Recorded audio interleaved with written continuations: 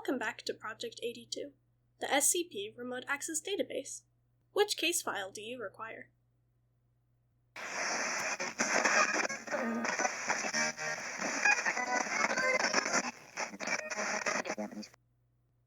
Item number SCP-117. Object Class Safe. SCP-117 is to be kept in a small leather pouch it was found in, unless in use or in current study. Any personnel deemed mentally fit may enter the containment cell of the SCP, though if they are suspected to be trying to remove the SCP without permission, they are to be searched, and if that is the case, they are to be reprimanded. The door to the containment cell should remain locked, and a guard posted only when the object is in use. The item appears to be a regular multi-tool of an unknown make and brand, found in Florida. At first glance, only the normal tools are found: screwdriver, knife, can opener, etc. But if the user is faced with a task, regardless of what tool the subject intends to pull out and use, a tool perfectly fitted for the job will take its place, regardless of spatial quantities that are being broken by the tool. All other tools always seem to be present, though, after the task is completed and the tool closed, unless faced with a task requiring that tool again, the tool cannot be found on the tool again. Addendum: those with Level 2 security clearance should see Document 117-B.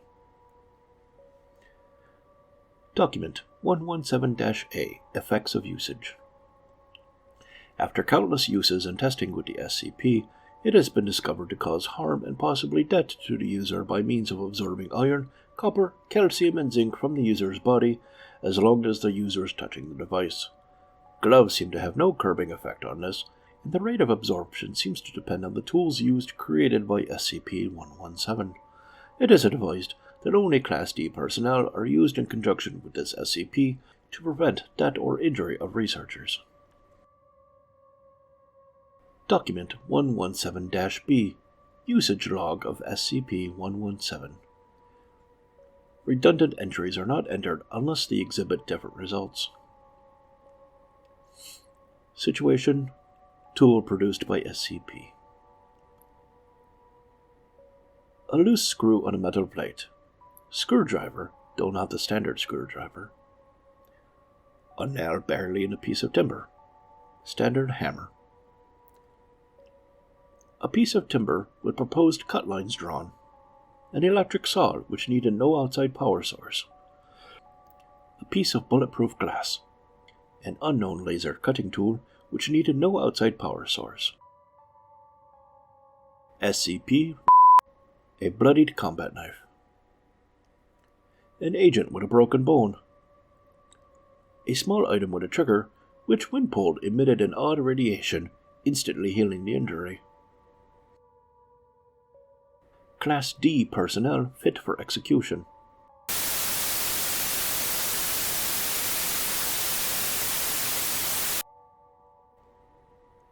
Communication needed with SCP-363. See Incident Report 117-3F. 05-X clearance required. A non-shuffled deck of playing cards. A mid-sized mechanical shuffler. Class D personnel with terminal cancer. Item similar to 6th test. A perfectly healthy Caucasian human male with no criminal record.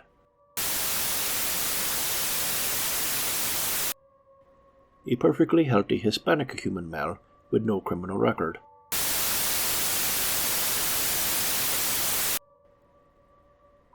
SCP-138. A metal plate with the phrase, "That's rough, buddy," carved into it. A silver dinner fork in perfect condition.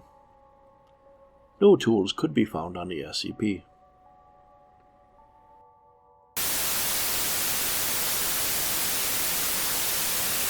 A screwdriver. A dirty window. A nozzle that sprayed a mixture of soap and water that completely cleaned the window. An uncharged iPod. The iPod end of the charging cord which needed no outside power source. A blank sheet of standard computer paper. A pen filled with a seemingly infinite supply of black ink. A Samsung cellular phone. A small device that when attached to the phone increased signal strength by approximately 250%.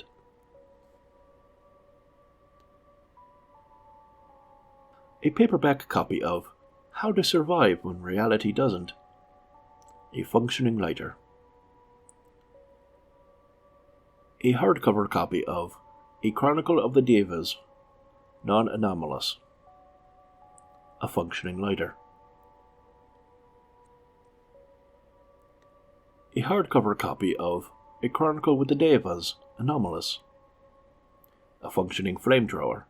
Item burned with no complications. A hardcover copy of A Chronicle of the Devas, non-anomalous but recovered from the Wanderer's Library. An anti-book lice spray. Document 117-G. Developments concerning SCP-117. After exposing the SCP to an array of different items and people, it appears that the object may very well be sentient to some degree. Because of this, we must consider the fact that the SCP is susceptible to telepathy and must not come into contact with any SCPs with known telepathic powers. Dr. Kleiman. The above was a transcript of the personal notes of Dr. Kleiman, who seems to have taken a harmless interest in the object. Testing with other SCPs is suspended as of 16th of September. Note 117-1. 4th of May. Testing is suggested for SCP-882 and is under consideration by Dr. Kleiman. Note 117-2. 19th of June, 2000. Further biological testing is halted by Dr. Kleiman after Incident 117-4A. The SCP is still fit to be used for any repairs around the facilities, as long as the SCP is followed by one or more armed guards briefed on proper use of the SCP. Note 117-4, 21st of June, 2000. After much consideration, I must deny testing of SCP-117 with SCP-882. The risk of damaging SCP-882 is simply too great to overlook. Dr. Kleiman. Note 117-26, 16th of September. After Incident 117-3F, I am forced to put a stop to all testing of SCP-117 in conjunction with other SCPs. The risk of a total loss of containment is far too great. All biological testing is to be halted until a later date, as the results so far have proved varying, and there is a limit of Class D staff available for my research. Dr. Kleiman. Note 117-27, 20th of July. Biological testing resumed by Dr. Kleiman with mixed results. Testing of SCP-117 with other SCPs under reconsideration by O5-, though it seems unlikely further testing would occur. Note 117-28, 20th of March. Testing is suggested for SCP-682. Case file ends. Which case file do you require?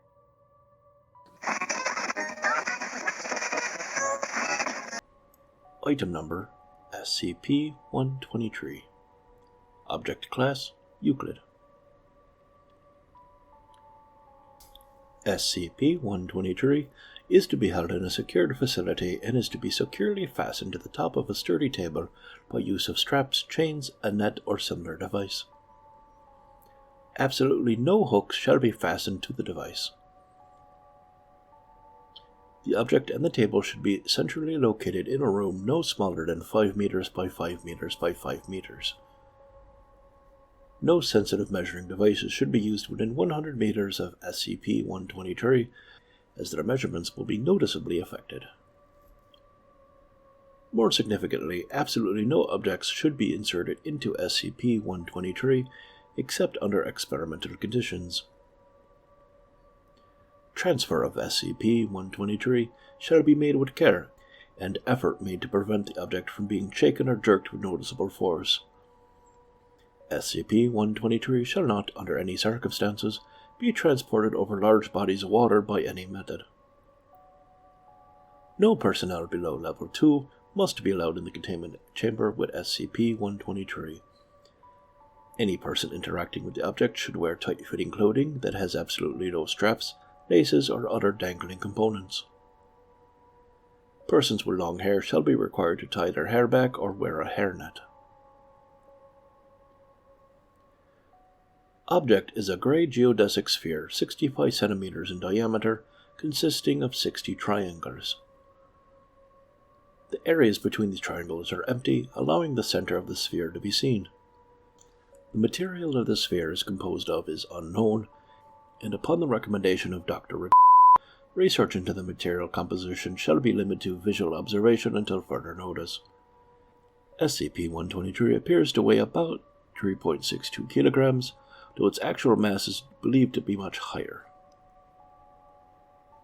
The geodesic sphere is hollow save for the very center. At the center of SCP-123 is what appears to be a black sphere approximately 1 mm in diameter. No light can be seen being reflected off of or emitted from the black sphere. The core also appears to exhibit significant gravitational force, which massively increases within the confines of the outer geodesic sphere. This gravitational force can be measured using sensitive instruments several dozen meters away. Within approximately 3 meters, the gravitational pull is apparent to any observer, with dangling objects beginning to be pulled towards the sphere. At the surface of the outer sphere, the gravitational pull doubles the weight of any object placed onto the structure. The inner sphere's qualities are apparent when any small object is inserted within the outer sphere. Any such object quickly accelerates into the object and disappears. Any liquid poured into the object is also sucked into the central sphere. Analysis has shown that light that nears the black sphere is curved towards the center. The amount of gravity exhibited by the inner sphere at its surface suggests that its mass is approximately 10 to the power of 29 kilograms, though the obvious gravity-reducing effect within the outer sphere means that its actual mass may actually far exceed even that. Note that such a mass would ordinarily imply a Schwarzschild radius in the order of 200 meters, way in excess of the approximately 0.5 millimeters actually observed, which can be considered further testament to the outer sphere's gravity-dampening qualities. Gases are affected by the gravity of SCP-123, and the atmosphere pressure at its surface has been measured at 205 kilopascals. However, gases are unable to penetrate the area between the triangles of the outer geodesic sphere. The reason for this is currently unknown and is currently being studied. It should be noted that the outer sphere and inner sphere appear to act as one. Whenever the outer sphere is moved, the inner sphere follows. Further research is suggested into the nature of this relationship. Addendum SCP-123-A. SCP-123 has been suggested as a disposal unit. The researcher currently in charge of SCP-123, Dr. is concerned about the structural integrity of the geodesic sphere. All requests for disposal must go through Dr. or request a formal hearing with Level 4 personnel. Until further notice, all interaction with SCP-123 is to be restricted from experimentation. Command personnel agree that further research is needed to understand the durability of the outer sphere.